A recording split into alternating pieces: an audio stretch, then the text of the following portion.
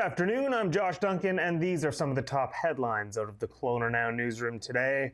Kelowna's crime rate dropped 5% in 2024. Fresh data from Statistics Canada says there were 8,922 crimes per 100,000 people in the central Okanagan city last year, a decline of 5% from the year prior.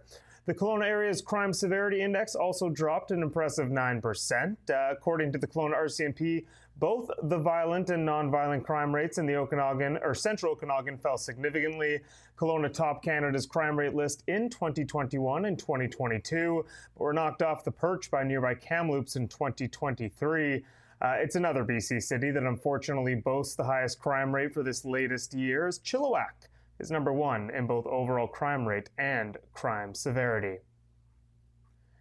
It's National Drowning Prevention Week, and the BC Coroner Service has released its annual data regarding accidental drowning deaths in BC. There were 98 drowning deaths in the province last year, a 3-year low, but the data set also looks at the last 11 years across the province. In that time, Okanagan Lake, by far the deadliest lake in BC, with 28 drowning deaths. That's more than twice the second lake on the list, which is Harrison Lake with 12.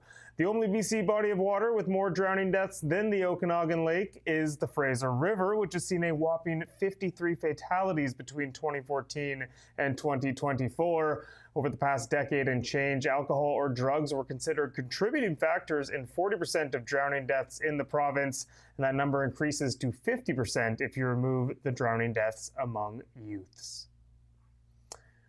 Helicopters have been busy helping central Okanagan cherry growers over recent days. The increased rainfall has put the region's cherry crops at risk, and growers are using low-flying helicopters, fans, and blowers in an effort to blow water off the fruit.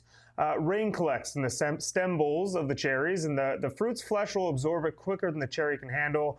That can cause it to split and therefore no longer be marketable, which is not good. As a result, orchardists need to do whatever they can to keep these cherries dry, and that includes the expensive act of contracting helicopters. Fortunately, hot summer weather appears to be on the horizon, which means the low-altitude helicopter activity that you might have noticed around the valley will hopefully soon be paused, and growers can refocus their attention on the harvest.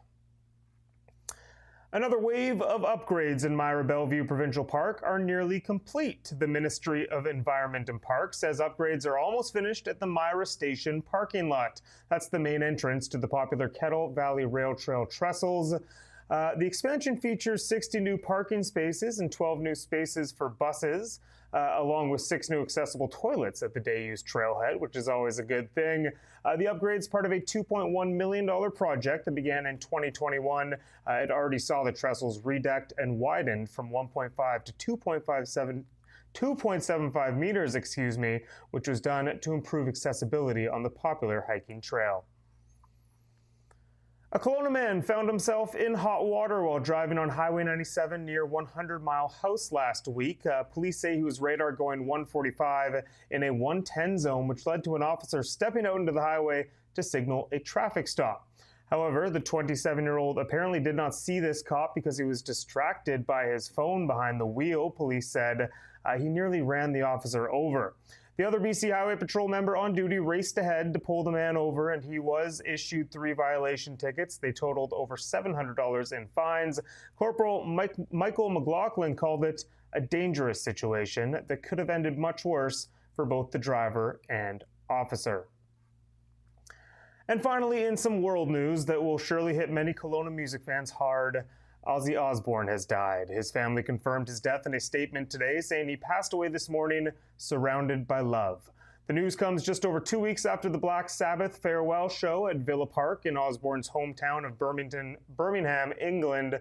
The Prince of Darkness, of course, rose to fame as a member of Black Sabbath in the late 60s and 70s, went on to have a successful solo career as well, and even starred in a reality TV show alongside his family in the early 2000s.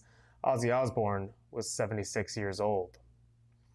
A quick look at weather. Another severe thunderstorm watch in place for the 4th consecutive day for Kelowna and the Okanagan.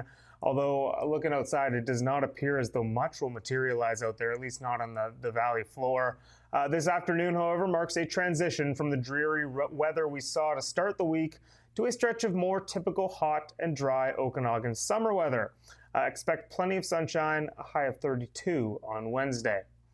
That is all for me today, but you can read up on all these stories and plenty more by visiting KelownaNow.com. I will be back in this chair tomorrow for a look into our Hump Day headlines. We'll see you then.